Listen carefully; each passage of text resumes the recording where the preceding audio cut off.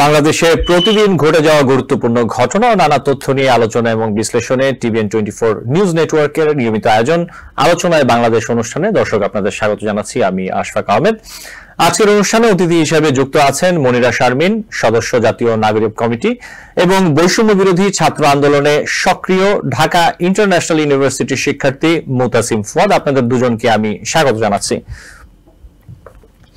আপনাদের সাথে আলোচনা শুরু করার আগে আমি কয়েকটি আপডেট দিতে চাই। আজকের ঘটনা এবং সাম্প্রতিক কয়েকটি ঘটনা, এর মধ্যে বেশ কয়েকটি বিষয় নিয়ে আপনাদের সাথে আলোচনা করব, এছাড়া অন্যান্য বিষয় আলোচনা হবে। সাবেক প্রধানমন্ত্রী শেখ হাসিনার বর্তমান অবস্থান নিয়ে ধোঁয়াশা তৈরি হয়েছে। তিনি কি ভারতেই আছেন নাকি আরব আমিরাত গিয়েছেন, এমন একটি আলোচনা চলছে। এ বিষয়ে পররাষ্ট্র উপদেষ্টা মোহাম্মদ তৌহিদ হোসেন জানিয়েছেন যে ভারতের দিল্লি ও সংযুক্ত আরব আমিরাতের আবুধাবিতে কূটনৈতিক চ্যানেলে সাবেক প্রধানমন্ত্রী শেখ হাসিনার খোঁজ নেওয়া হলেও তার হদিশ পাওয়া যায়নি। তার অবস্থান নিয়ে অন্তর্বর্তীকালীন সরকারের কাছে নিশ্চিত কোনো বার্তা নেই। এ বিষয়ে সাবেক প্রধানমন্ত্রী শেখ হাসিনার ছেলে সজীব ওয়াজেদ জয় বলেছেন, আমার মা ভারত ছেড়ে গিয়েছে বলে যে খবর শোনা যাচ্ছে সেটি সঠিক নয়, তিনি এখনো ভারতে অবস্থান করছেন। এবং এই বিষয়ে বিবিসি বাংলা বলছে শেখ হাসিনা দিল্লি ছেড়ে মধ্যপ্রাচ্যের কোনো দেশে চলে গেছেন। এ জাতীয় সব খবরকে সম্পূর্ণ ভিত্তিহীন বলে উড়িয়ে দিয়েছেন ভারতের শীর্ষস্থানীয় সরকারি কর্মকর্তারা। এটি বিবিসি বাংলার খবর। আরেকটি তথ্য যেটি দিতে চাই তা হচ্ছে বাংলাদেশের গণমাধ্যম প্রথম আলোকে একটি বিশেষ সাক্ষাৎকার দিয়েছেন প্রধান উপদেষ্টা। সেখানে ডক্টর মোহাম্মদ ইউনূসকে একটি প্রশ্ন করা হয়, তা হলো ছাত্র জনতার আন্দোলনের সময় অনেক হত্যাকাণ্ড হয়েছে, বিচার সবাই চাইছেন, অনেক কথা বলা হচ্ছে। আপনি বলছেন শেখ হাসিনার বিচার চাওয়া হচ্ছে, তিনি এখন ভারতে অবস্থান করছেন, তার বিচারটা বা তার প্রত্যর্পণ নিয়ে তাকে ফিরে পাওয়ার কথাও বলা হচ্ছে। এই বিচার বা শেখ হাসিনার বিচার, তাকে ফিরে পাওয়া, এই বিষয়ে কোনো সিদ্ধান্ত, দুঃখিত, এই বিষয়ে কোনো চিন্তা আপনার বা আপনাদের আছে? এই প্রশ্নটি করা হয়েছে প্রধান উপদেষ্টাকে এবং প্রধান উপদেষ্টা বলেছেন এ সময় আমাদের থাকার দরকার নেই, আমরা বিচার ব্যবস্থা সংস্কারে বসেছি। বিচার ব্যবস্থা সংস্কার করলে সংস্কারের ভেতর দিয়ে কার বিচার করবেন, কিভাবে বিচার করবেন, কে বিচার করবে, সবকিছু আসবে। এখন আমরা তো পলিটিক্যাল ডিসিশন দিতে যাচ্ছি না, আমরা শুধু পরিমণ্ডলটা সৃষ্টি করতে যাচ্ছি। এই পরিমণ্ডল দিয়ে যেভাবে অগ্রসর হতে চান সেভাবে হবে। ছোট্ট করে আরেকটি তথ্য, আমেরিকার স্টেট ডিপার্টমেন্টের ব্রিফিং এ বাংলাদেশের আইন শৃঙ্খলা পরিস্থিতি প্রসঙ্গে সাংবাদিকের এক প্রশ্নের জবাবে মুখপাত্র ম্যাথিউ মিলার বলেছেন, বাংলাদেশে মানবাধিকার সুরক্ষিত দেখতে চায় আমেরিকা, আর চূড়ান্তভাবে গত কয়েক মাস আগে যারা বাংলাদেশি জনগণের মানবাধিকার লঙ্ঘনের জন্য দায়ী তাদের জবাবদিহিতার আওতায় আনতে হবে। আলোচিত আরেকটি ঘটনা, আবু সাইদ সহ নিহতদের নিয়ে বিরূপ মন্তব্যের অভিযোগে সাময়িক বরখাস্ত সহকারী কমিশনার তাপসী তাবাসসুম উর্মির বিরুদ্ধে মানহানির মামলা গ্রহণ করেছে আদালত। একই সঙ্গে তাকে 28 নভেম্বর আদালতে হাজির হতে সমন জারি করা হয়েছে। বাদীপক্ষের আইনজীবী মোহাম্মদ খাদেমুল ইসলাম বিষয়টি নিশ্চিত করেছেন। এদিকে প্রধান উপদেষ্টা ডক্টর মোহাম্মদ ইউনূসকে নিয়ে ফেসবুকে বিতর্কিত পোস্ট করে সাময়িক বরখাস্ত হওয়া নির্বাহী ম্যাজিস্ট্রেট তাপসী তাবাসসুম উর্মির যে মা, তিনি বলছেন আমার মেয়ে চাকরিবিধির লঙ্ঘন করেছে, এটা তার ঠিক হয়নি, এটা একটা বড় অপরাধ, সব জায়গাতেই চাকরিবিধি মানতে হবে। একই ধরনের আরেকটি ঘটনা আমি যদি একটু তুলে ধরি, প্রধান উপদেষ্টা ডক্টর মোহাম্মদ ইউনূসকে নিয়ে সামাজিক মাধ্যমে বিরূপ মন্তব্য করায় ঝালকাঠি সদর উপজেলা পরিষদের সাটলিপিকার গোপনীয় সহকারী সিএ এস এম মনিরুজ্জামানকে সাময়িক বরখাস্ত করা হয়েছে। বিষয়টি নিশ্চিত করেছেন ঝালকাঠি সদর উপজেলা নির্বাহী কর্মকর্তা ফারহানা ইয়াসমিন। অন্য একটি প্রসঙ্গ, অন্তর্বর্তী সরকারের প্রধান উপদেষ্টা ডক্টর মোহাম্মদ ইউনূস দেশের রাজনৈতিক দলগুলোর সঙ্গে নির্বাচন সহ বিভিন্ন ইস্যুতে সংলাপ চালিয়ে যাচ্ছেন। এর মধ্যে জাতীয় পার্টির সঙ্গে প্রধান উপদেষ্টার সংলাপ প্রসঙ্গে ক্ষোভ প্রকাশ করেছেন বৈষম্য বিরোধী ছাত্র আন্দোলনের অন্যতম সমন্বয়ক সার্জিস আলম এবং হাসনাত আব্দুল্লাহ। ফেসবুক পোস্টে সার্জিস লিখেছেন, জাতীয় পার্টির মতো মেরুদণ্ডহীন ফ্যাসিস্টদের, দালালদের প্রধান উপদেষ্টা কিভাবে আলোচনায় ডাকে। হাসনাত লিখেছেন, স্বৈরাচারের দোসর জাতীয় পার্টিকে সংলাপে আমন্ত্রণ জানানো হলে আমরা সেই আত্মঘাতী সিদ্ধান্তের তীব্র প্রতিবাদ ও কঠোর বিরোধিতা করব। এদিকে জাতীয় পার্টির চেয়ারম্যান জিএম কাদের দাবি করেছেন বৈষম্য বিরোধী ছাত্র আন্দোলনে তাদের রাজনৈতিক দলের অবদান ছিল, অভ্যুত্থানে তার দলের নেতাকর্মীরাও রক্ত দিয়েছেন। একটি চক্র জাতীয় পার্টিকে ছাত্র আন্দোলনের বিপক্ষের দল হিসেবে চিহ্নিত করতে অপচেষ্টা চালাচ্ছে। এটি জাতীয় পার্টির চেয়ারম্যান জিএম কাদের তার দাবি। নিত্য প্রয়োজনীয় পণ্যের বাজার পরিস্থিতি ও সরবরাহ শৃঙ্খলা তদারক ও পর্যালোচনার জন্য বিশেষ একটি টাস্কফোর্স গঠন করেছে অন্তর্বর্তী সরকার এবং জেলা পর্যায়ে এসব টাস্কফোর্স গঠন করা হয়েছে যা দেশের সব জেলা পর্যায়ে আলাদাভাবে কাজ করবে। বাণিজ্য মন্ত্রণালয়ের প্রজ্ঞাপনে জানানো হয়েছে প্রতি জেলায় বিশেষ এই টাস্কফোর্সে আহ্বায়ক হিসেবে অতিরিক্ত জেলা প্রশাসক এবং সদস্য সচিব হিসেবে জাতীয় ভোক্তা অধিকার সংরক্ষণ অধিদপ্তরের সহকারী পরিচালক দায়িত্ব পালন করবেন। এছাড়া টাস্কফোর্সের সদস্য হিসেবে যারা থাকবেন এর মধ্যে 2 জন করে শিক্ষার্থী প্রতিনিধিও থাকবেন। এবং এই বাজার সংশ্লিষ্ট আরেকটি তথ্য দেই, তা হলো পরিস্থিতি বিবেচনায় ও বাজার দরে স্থিতিশীল রাখার লক্ষ্যে সাময়িকভাবে সীমিত সময়ের জন্য 7টি প্রতিষ্ঠানকে 4.5 কোটি ডিম আমদানির অনুমতি দিয়েছে সরকার। এই ছিল কিছু তথ্য। আমি এখন আলোচনায় চলে যাব আমাদের আজকের 2 জন অতিথি মুতাসিম ফুয়াদ এবং মনিরা শারমিন আপনাদের সাথে। মনিরা শারমিন, প্রথমে আমি একটু আপনার কাছে যেতে চাই যে বিষয়টি নিয়ে যে সাবেক প্রধানমন্ত্রী শেখ হাসিনা কোথায় আছেন, ভারতে নাকি আরব আমিরাতে, নানান আলাপ আলোচনা চলছে। আমরা দেখলাম যে বিবিসি বাংলা বলছে যে তারা ভারতের বিভিন্ন সরকারি কর্মকর্তাদের সাথে কথা বলে জানতে পেরেছেন ভারতেই আছে। সজীব ওয়াজেদ জয় বলছেন যে সাবেক প্রধানমন্ত্রী ভারতে আছে। পররাষ্ট্র উপদেষ্টা তিনি বলেছেন যে ভারতের সাথে এবং আরব আমিরাতের সাথে যোগাযোগ করে আসলে বিষয়টি জানা যায়নি। এবং এই বিষয়টি আমি এই জন্য তুলছি যে যেমনটা বলছিলাম, প্রথম আলোকে যে প্রধান উপদেষ্টা সাক্ষাৎকারটি দিয়েছেন সেখানে তিনি বিচার ব্যবস্থা সংস্কারের কথা বলেছেন, সাবেক প্রধানমন্ত্রী সহ বিগত সরকারের যাদের বিরুদ্ধে নানা অভিযোগ সেই বিষয়ে আসলে তিনি স্পষ্ট কিছু বলেননি। আপনি কি মনে করেন যে এই যে বিগত সরকারে যাদের বিরুদ্ধে নানা অভিযোগ, এই সংস্কার, নির্বাচন যেগুলো নিয়ে কাজ করছে অন্তর্বর্তী সরকার, এই বিষয়টিকে আসলে আরেকটু গুরুত্ব দিয়ে দেখা উচিত অন্তর্বর্তী সরকারের? জি, ধন্যবাদ। অবশ্যই প্রথমত আমি যে বিষয়টা বলবো যে আমাদের নাগরিক কমিটি থেকে আমরা যেটা বলছি সবসময় যে প্রথমত যে ফ্যাসিবাদী ব্যবস্থায় যারা একেবারে এত বড় একটা হত্যাকাণ্ড, জুলাই হত্যাকাণ্ড যারা চালাবেন, তারা কিভাবে, আমরা এটাই বলছি তারা আসলে কিভাবে বাইরে যাচ্ছে, তারা আসলে তাদের সহযোগিতায় দেশের বাইরে চলে যাচ্ছে, এটাও আমাদের একটা প্রশ্ন। এবং যারা দেশের বাইরে আছে তাদের বিচার তো অবশ্যই শুধুমাত্র তাদের শুধুমাত্র বিচার না, আমরা এটাও বলছি যে যারা এখনো আমরা এখন শুনছি আসলে সেনাবাহিনীর একটা কোনো না কোনো ভাবে সেইখানে সাপোর্ট পাচ্ছে কিনা তারা, এটাই আসলে আমরা বলছি যে আসলে যারা এত বড় একটা হত্যাকাণ্ডের সাথে জড়িত তারা কিভাবে দেশের বাইরে যাচ্ছে এবং যারা দেশের বাইরে আছে তাদেরও আসলে এই ধরনের যারা দায়িত্বশীল পদে আছে, যেমন আপনি স্বরাষ্ট্র উপদেষ্টার কথা বলছেন, তো যারা এই ধরনের দায়িত্বশীল পদে আছে ওনাদের আসলে খুবই গুরুত্ব সহকারে এই বিষয়গুলো নেওয়া উচিত যে কেন জানবে না আসলে স্বরাষ্ট্র উপদেষ্টা যে আসলে কোথায় আমাদের, এটি আসলে পররাষ্ট্র উপদেষ্টা মোহাম্মদ তৌহিদ হোসেন বলেছেন।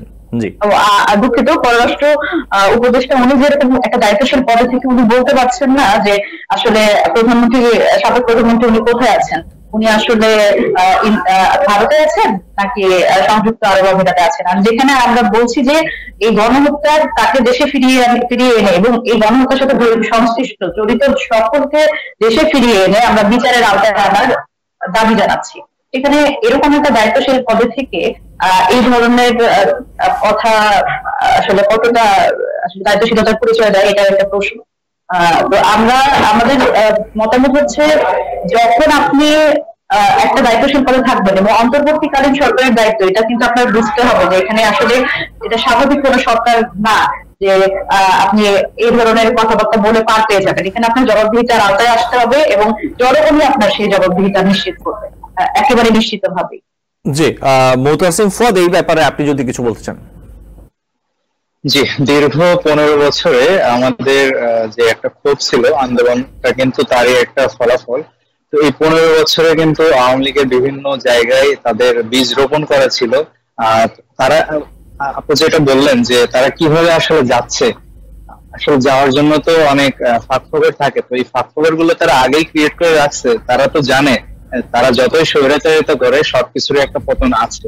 তো আমি মনে করি এটা তাদেরই একটা চিন্তা ভাবনার অংশ যে ভবিষ্যতে যদি আমার একটা সেফ এক্সিট রাখা লাগে, সেই ক্ষেত্রে যেন আমাদের একটা সেফ এক্সিট থাকে। তার জন্যই তারা ইতিপূর্বে অনেক কার্যক্রম করেছে, এদিকে অনেক টাকা ঢেলেছে। এই বিষয়গুলো এখানে যারা বসছে তারা যে কিভাবে যাচ্ছে এগুলো একটু আমাদের দায়িত্বশীলতার দিক থেকে খাতিয়ে দেখা দরকার। আসলে কেন বের হবে তারা?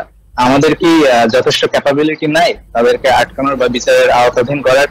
আর ডক্টর ইউনূস সাহেব যেটা বলেছেন যে আমরা এখন বিচার ব্যবস্থার সংস্কারটা ওইদিকে আর কি নজর দিচ্ছি, তো এই বিষয়ে আমি একটু বলবো যে আমাদের দেশে যে একটা ট্রেন্ড তৈরি হয়ে গেছে যে আমি একটা সরকার দলীয় পদে আছি, তো আমি আমার মতো একটা কাজ করলাম, যখন এই সরকারটা পতন হয়ে যাবে তখন আমি আর একটা দলে পা দিলাম, তখন ওই দলের নেতাকর্মীরা তাদের সুবিধার জন্য আমাকে একটা স্টেপ এক্সিট দিবে বা তাদের সঙ্গে অন্তর্ভুক্ত করে নেবে। এই যে একটা মন মানসিকতা আমাদের তৈরি হয়ে গেছে, এই মানসিকতা থেকে দূর করার জন্য যেটা প্রয়োজন ছিল তাদেরকে অবশ্যই সবাইকে বিচারের আওতায় আনা, তাদের যে সকল অপকর্ম আছে সেই অপকর্মগুলোর জন্য জবাবদিহিতা নিশ্চিত করার দরকার ছিল।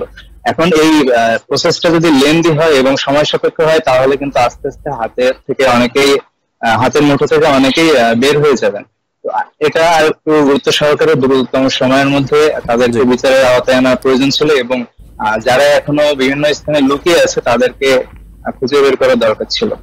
জি, মুতাসিম ফুয়াদ, আমি আপনাকে আরেকটি প্রশ্ন করতে চাই। একই প্রশ্ন নিয়ে আমি পরে মনিরা শারমিনের কাছে যাব। প্রধান উপদেষ্টা ডক্টর ইউনূস এবং কোটা সংস্কার আন্দোলন নিহত আবু সাইদকে নিয়ে বিরূপ মন্তব্য করায় সহকারী কমিশনার তাপসী তাবাসসুমের বিরুদ্ধে যে ব্যবস্থা এবং মানহানির মামলা হয়েছে, বিষয়টি আপনারা ইতিমধ্যে নিশ্চয়ই দেখেছেন এবং শুনেছেন। একই রকম ঘটনায় আমি আরেকটি বলছিলাম অনুষ্ঠানের শুরুতে যে ঝালকাঠি সদর উপজেলা পরিষদের সার্কলিপিকার গোপনীয় সহকারী এস.এম. মনিরুজ্জামানকে সাময়িক বরখাস্ত করা হয়েছে। এই ঘটনাগুলো নিয়ে আসলে আপনাদের পর্যবেক্ষণ কি? বিষয়টা হচ্ছে যে এখানে সরকারি চাকরির যে বিধি আছে, নিয়ম আছে, আচরণ বিধি আছে, সেটি লঙ্ঘনের একটি বিষয় আছে। আবার অনেকে বলছেন যে তারা তাদের বাক স্বাধীনতা প্রয়োগ করেছেন, সামাজিক মাধ্যমে বলেছেন, তিনি তো আনুষ্ঠানিক কোনো মাধ্যমে বলেননি। এই বিষয়টি নিয়ে আসলে আপনার মতামত কি?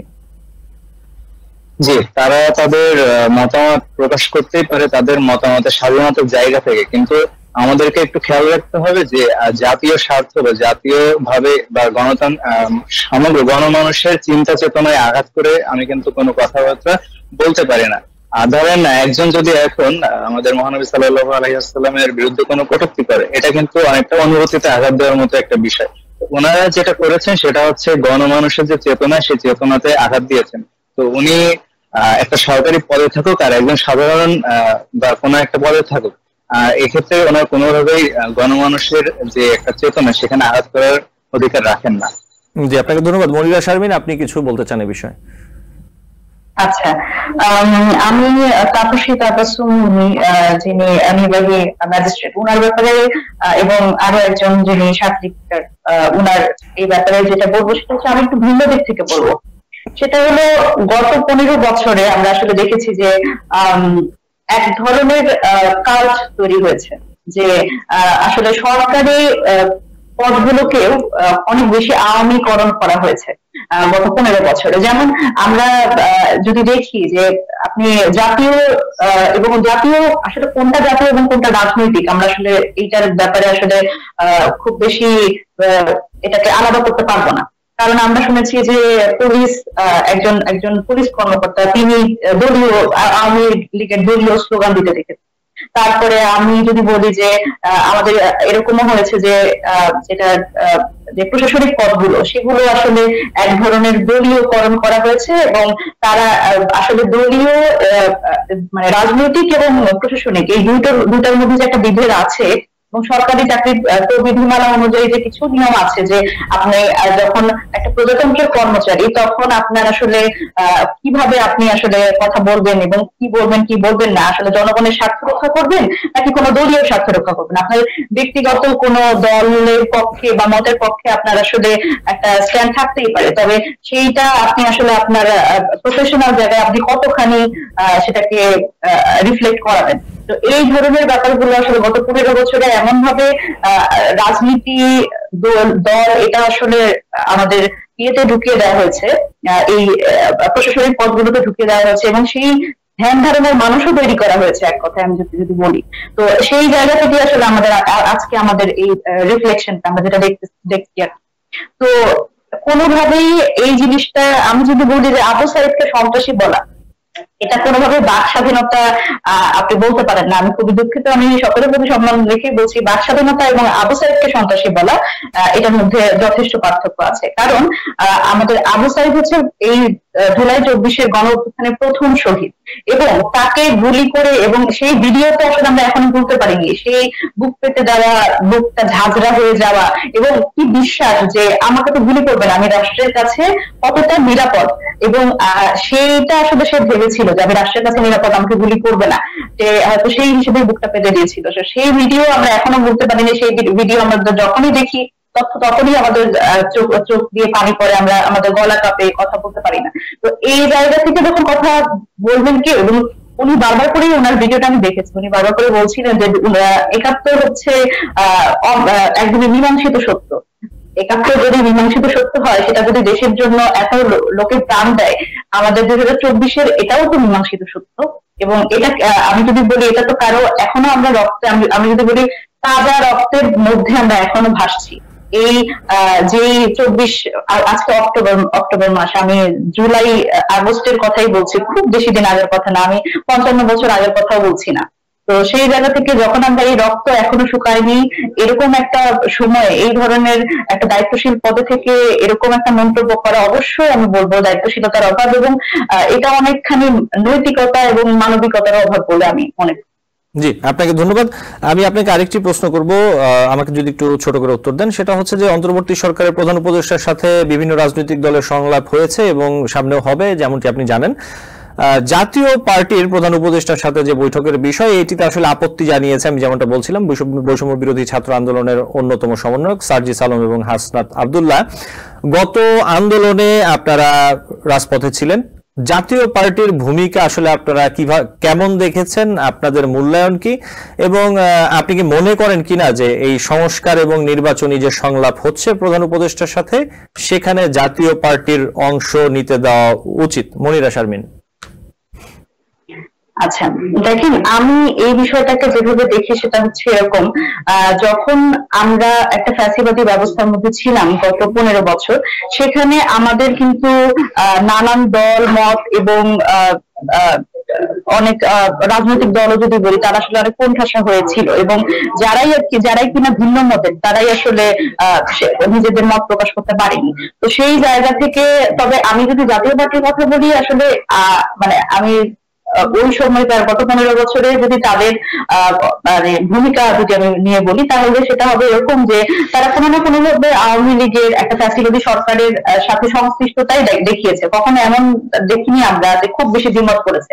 তারা এক ধরনের কি বলে ওইটাকে, একটা মিত্রতা বা একটা মোটামুটি ক্ষমতার কাছাকাছি থেকে একটা সেফ পজিশন নিয়েছে। তো সেই জায়গা থেকে সেই সমালোচনা করা যেতে পারে। তবে আমার যেটা ব্যাপার, যে আমরা যে নতুন রাজনৈতিক বন্দোবস্তের কথা বলছি, সেখানে আসলে যে সকল রাজনৈতিক দল গণতান্ত্রিক ভাবেই আসলে রাজনীতি করবে।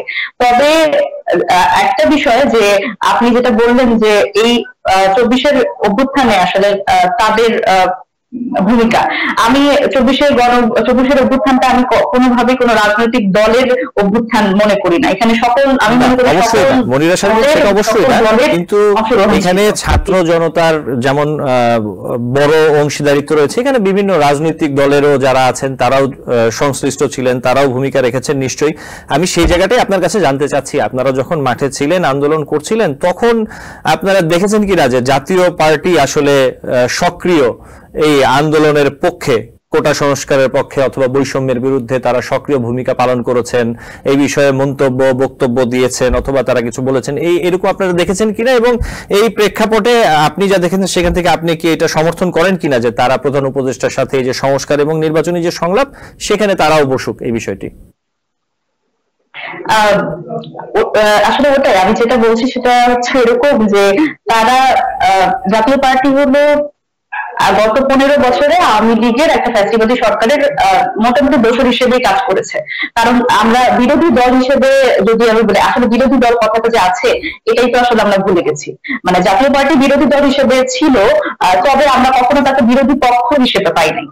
তো সেই জায়গা থেকে আমি এক ধরনের মিত্রতা তাদের মধ্যে দেখতে পাই। তো সেই জায়গা থেকে আমার একটা সমালোচনা থাকতে পারে। তবে আমি মনে করি যে যেহেতু নতুন রাজনীতিতে, এবং তাদেরও সেই জায়গাটা অবশ্যই ক্লিয়ার করতে হবে যে কেন তারা আসলে আওয়ামী লীগের বিরোধী দল, এবং বাংলাদেশে আমরা বিরোধী দলের অবস্থান, আমি যদি খুব ভালোভাবে শক্ত অবস্থানে আসলে আওয়ামী লীগই সবসময় বিরোধী দল হিসেবে আমরা দেখেছি।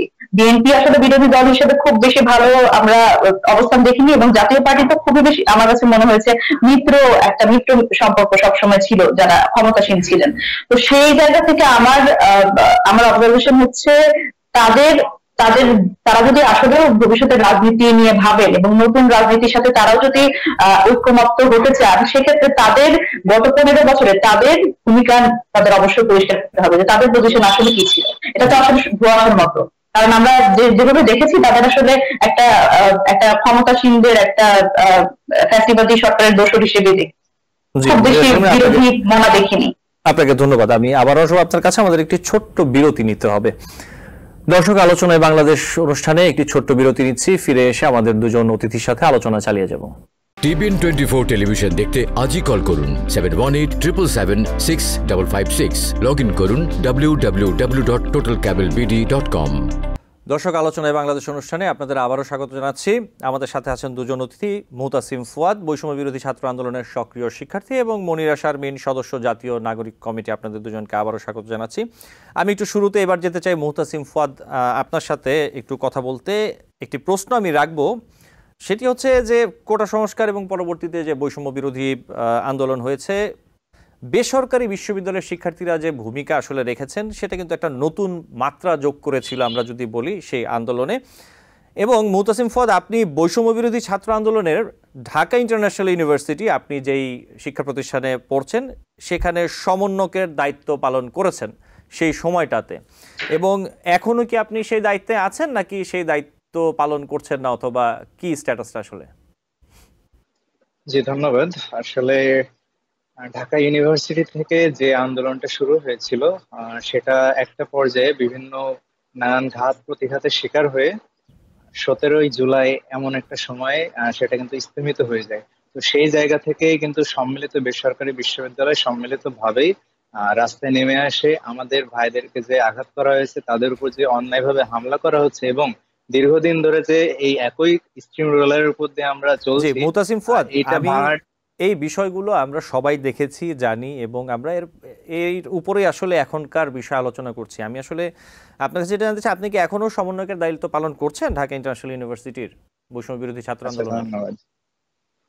জি, আমরা যেমন পূর্বেও সমন্বয়কের ভূমিকা পালন করে এসেছি, তবে পরবর্তীতে দেখা গিয়েছে যে আমাদের সমন্বয়কের ভূমিকা পালন করলেও আমাদের কিন্তু অনেক শিক্ষার্থী এই আন্দোলনে সংযুক্ত ছিল। এখন এখানে যেটা দেখা গিয়েছে, আমরা যখন একটা অংশকে সমন্বয়ক হিসেবে গুরুত্ব দিচ্ছি, তখন কিন্তু অন্যান্য শিক্ষার্থীরা এখানে সেটার সঙ্গে কিছুটা দ্বিমত পোষণ করছে, কারণ তারা নিজেরাও নিজেদের জায়গা থেকে অনেক সমন্বয়ের কাজ করেছে, আমাদের সাথে অনেক সমন্বয় করেছে। তো এখানে আসলে স্টেকটা অনেকের যায়, যার কারণে আমরা আমাদের মধ্যে বিভাজন সৃষ্টি না করার কারণেই সমন্বয়ক এই পদবিটা নিয়ে আর কোনো বাড়াবাড়ি বা মাতামাতিতে যায় নাই। তবে যদি ভূমিকার কথা বলেন, আন্দোলন পরবর্তী আমরা আমাদের জায়গা থেকে যেটা করণীয় ছিল, আমরা যথাসম্ভব চেষ্টা করেছি আহতদের চিকিৎসা এবং দেশের যে বিশৃঙ্খল পরিস্থিতি ছিল পুলিশের অনুপস্থিতিতে, সেখানে আমরা ভূমিকা রেখেছি। এবং এখন যে বিভিন্ন জায়গায় বিশৃঙ্খল সৃষ্টি হচ্ছে, যেমন আমরা বেশ কিছু নিউজ পাচ্ছি এমন যে অমুক জায়গায় যে আপনার বেতন আটকে রাখা হচ্ছে, অমুক জায়গায় চাঁদাবাজি হচ্ছে, এই সকল জায়গা থেকে আমরা আমাদের যতটুকু ক্যাপাবিলিটি আছে সেই অনুযায়ী ভূমিকা রাখার চেষ্টা করছি। সেটা সমন্বয়ক পদবি থাকুক বা না থাকুক, এটা আমাদের কাজের জন্য কোনো বাধা নাই। জি, সেটা একটি বিষয়, কিন্তু আমি আসলে আপনাকে প্রশ্নটি যে কারণে করেছি যে আপনি একটি গণ আন্দোলনের একটি গুরুত্বপূর্ণ দায়িত্ব পালন করেছেন, সেই পরিচয়টি আসলে আপনি দিতে চাচ্ছেন না, অথবা কেন দিচ্ছেন না আমি সেটা জানি না, অথবা আপনারা কি পদত্যাগ করেছেন কিনা তেমনটাও নয়। আমরা যেমন দেখেছি জাহাঙ্গীরনগর এবং বিভিন্ন বিশ্ববিদ্যালয়ের যারা সমন্বয়ক সহ সমন্বয়ক ছিলেন, অনেকেই তাদের মধ্যে আসলে পদত্যাগ করেছেন। আমি যদি আপনাকে একটা প্রশ্ন করি, সেটা হচ্ছে যে আপনাদের সাথে আপনাদের বিশ্ববিদ্যালয়ের যারা সমন্বয়ক অথবা অন্যান্য বিশ্ববিদ্যালয়ের হোক সরকারি বা বেসরকারি যে বিশ্ববিদ্যালয়গুলো রয়েছে, এই সবগুলো বিশ্ববিদ্যালয়ের আপনারা যারা সমন্বয়ক আছেন অথবা সহ সমন্বয়ক আছেন, আপনারা কি এই 5ই আগস্টের পরে কোথাও একসাথে বসেছেন? কোনো আলাপ আলোচনা হয়েছে, যোগাযোগ হয়েছে? জি, আমাদের যোগাযোগ হয়েছে। সম্মিলিত বেসরকারি বিশ্ববিদ্যালয়ের নিজস্ব মিটিংও হয়েছে এবং ঢাবির যে সমন্বয়করা আছেন বা কেন্দ্রীয় সমন্বয়ক যাদেরকে বলা হয় তাদের সঙ্গে আমাদের বসা হয়েছে। তবে আমরা যে সমস্যা বা এখানে একটা বৈষম্য আমরা ফেস করছি যে আন্দোলনের পরবর্তী সময় থেকে প্রাইভেট ইউনিভার্সিটির সমন্বয়কদের আসলে সেন্ট্রালি সেভাবে কানেক্টেড রাখা হয় নাই, বা বিভিন্ন যে কমিটি উপকমিটি গঠন করা হচ্ছে সেখানে দেখা যাচ্ছে আমাদের প্রাইভেট ইউনিভার্সিটির যে দায়িত্বশীলরা আছে বা দায়িত্ব পালনে ক্যাপাবল যারা আছে তাদেরকে বিভিন্ন অপ্রয়োজনীয় কমিটি, যদি আমি বলি অর্গানাইজিং কমিটি বা বিভিন্ন উইং খুলে সেখানে বসিয়ে রাখা হচ্ছে যেগুলোর আপাত দৃষ্টিতে কোনো কাজ নাই। এর এর পরিবর্তে যে যে কমিটিগুলো আর কি ভূমিকা পালন করছে বিভিন্ন জায়গায় বা বিভাগীয় সফরে ভূমিকা পালন করছে, সেইখানে কিন্তু আমাদের আনুপাতিক হারে উপস্থিতি অনেক কম। এমনকি এটাও দেখা গিয়েছে যে আমরা কিন্তু সেভাবে সেখানে আমাদের ভয়েসটা রেজ করারও সুযোগ পাই নাই। আর আমাদের এই আন্দোলনের সব থেকে বেশি সংখ্যক আহত বা নিহত এটার একটা বড় অংশ কিন্তু প্রাইভেট ইউনিভার্সিটির পক্ষ থেকে।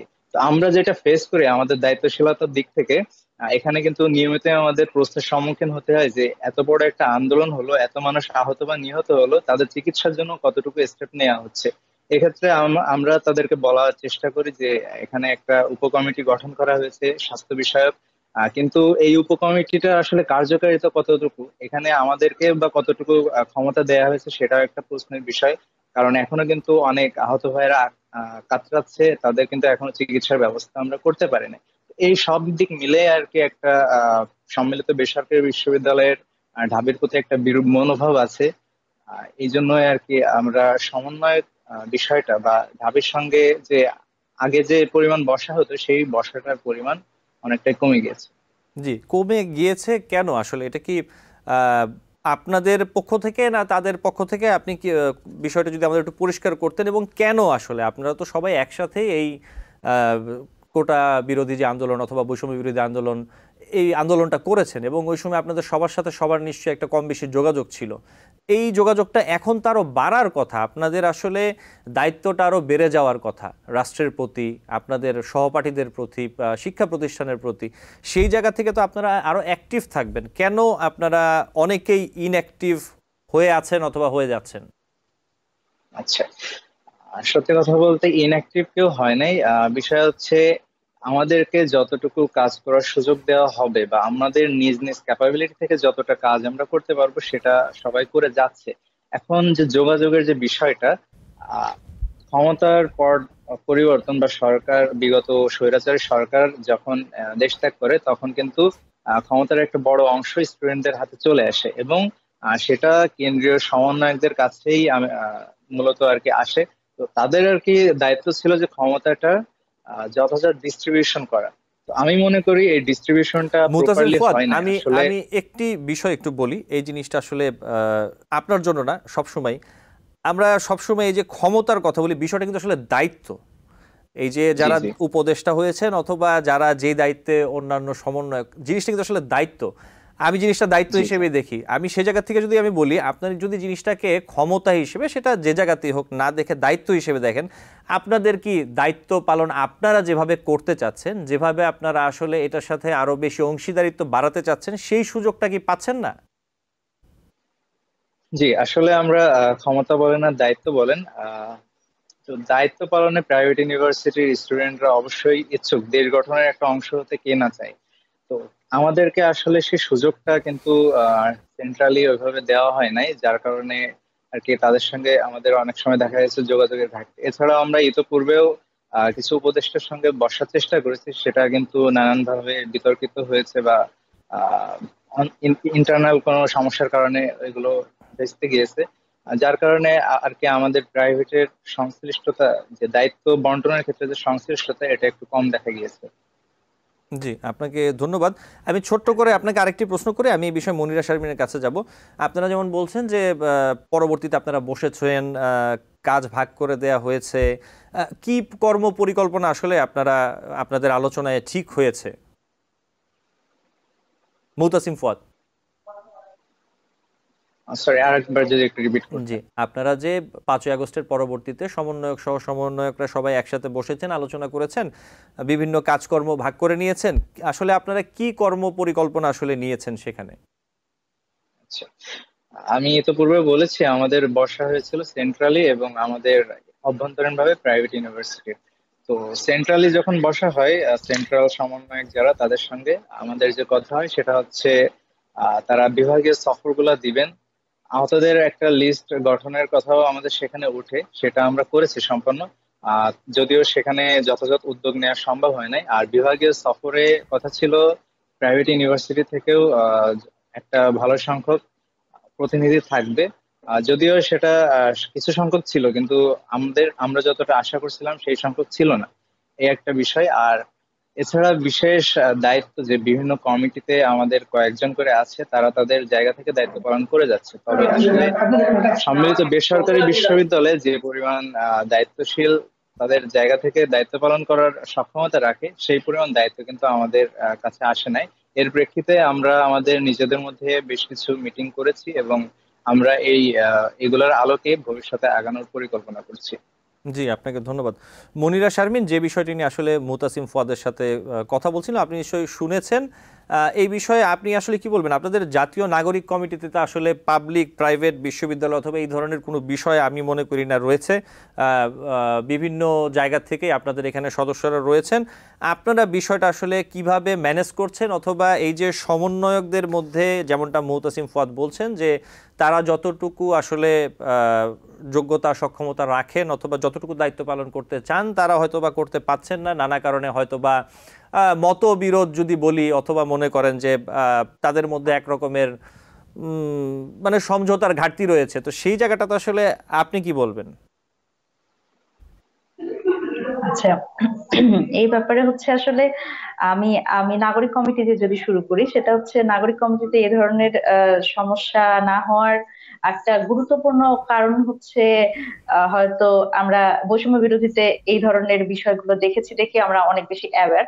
আর আরেকটা ব্যাপার হচ্ছে এটা তো একটা ব্যাপার, কারণ এটা নিয়ে অনেক কথা হচ্ছে। কারণ আমি যদি বলি, ঢাকা বিশ্ববিদ্যালয়ে যদি এই বৈষম্য বিরোধী ব্যানারে আন্দোলনটা শুরু করে গণ অভ্যুত্থানের জন্য, তারা কোটা সংস্কার আন্দোলনটা যদি শুরু করে, তাহলে আমি বলবো যে এটা শেষ করেছে প্রাইভেট বিশ্ববিদ্যালয়। এবং প্রাইভেট বিশ্ববিদ্যালয় ছাড়া কোনোভাবেই এই 24-এর গণ অভ্যুত্থান হলো আসলে এই মানে সফল হতো না। এবং এরকম এত 15 বছর ধরে যে ফ্যাসিবাদী সরকার একেবারে ক্ষমতার কেন্দ্রবিন্দুতে এবং সবাইকে বাদ দিয়ে থেকেছে, সেটাও আসলে মানে এই বর্তমান নতুন বাংলাদেশ, আমরা সেকেন্ড রিপাবলিক বলছি, এখানে আসা সম্ভব হতো না প্রাইভেট বিশ্ববিদ্যালয় ছাড়া।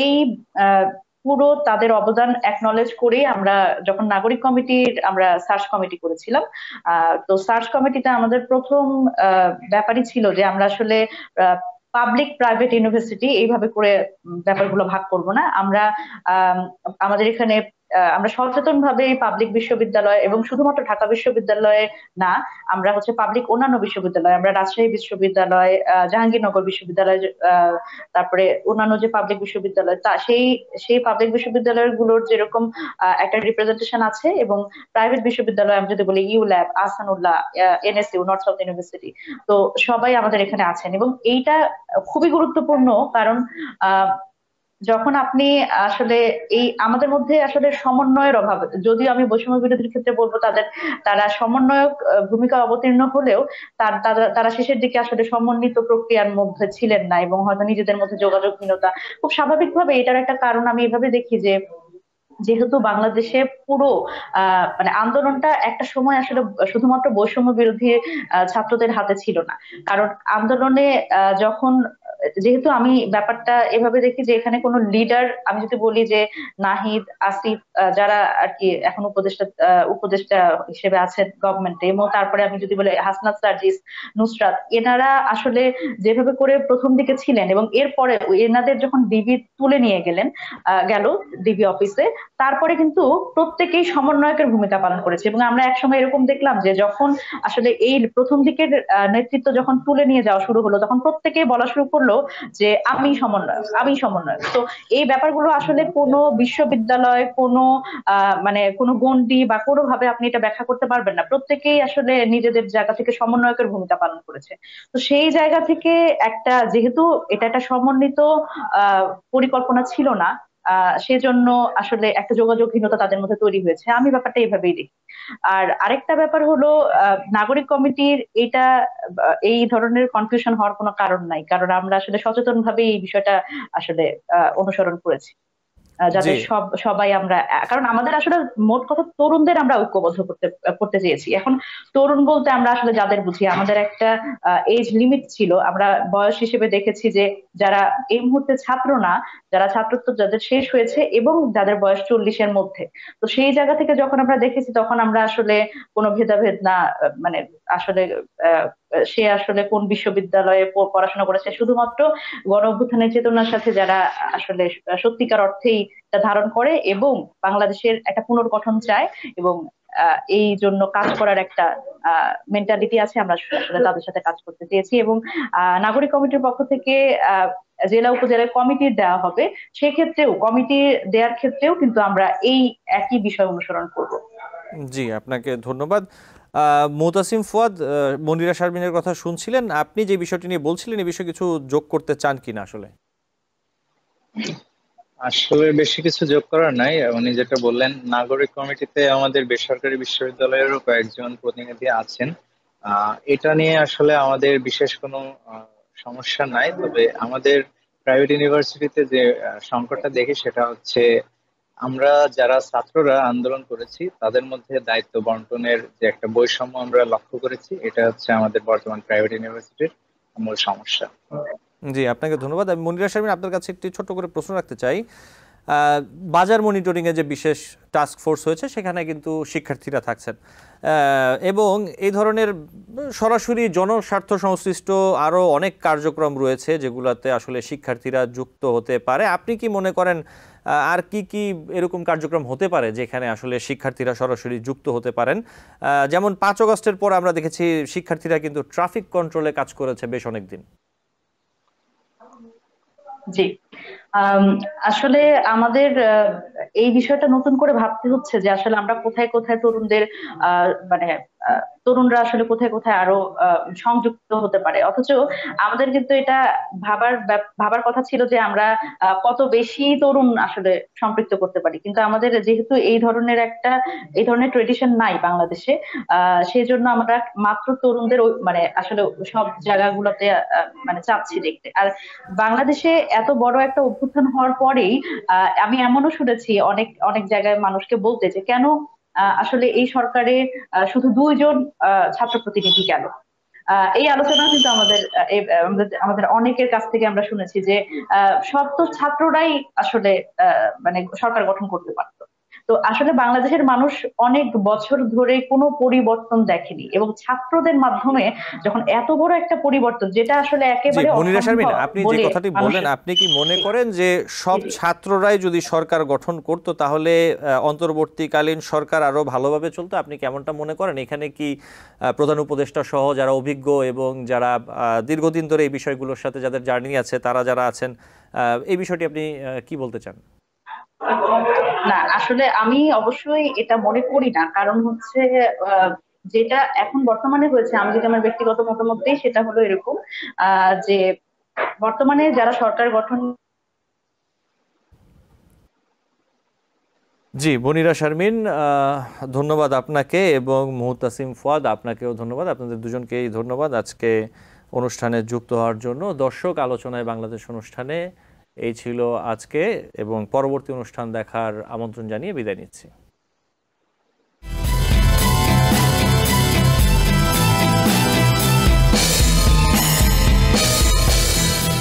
টিবিএন 24 টেলিভিশন দেখতে আজই কল করুন 7187776556। লগ ইন করুন www.totalcabelbd.com।